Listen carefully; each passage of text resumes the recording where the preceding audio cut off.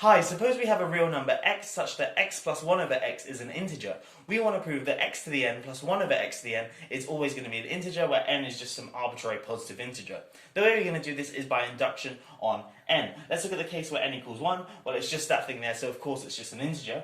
And then to look at the case where n equals 2, what we're going to do is take x plus 1 over x, which we know is an integer, square it, so it's still going to get an integer, but we get x squared plus 1 over x squared plus 2. This is an integer, 2 is an integer, so x squared plus 1 over x squared must be an integer.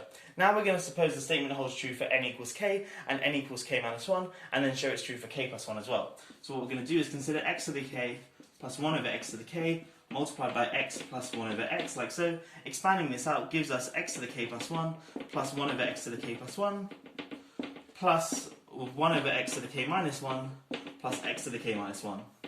This is an integer, this is an integer, this is an integer, so this guy here must be an integer.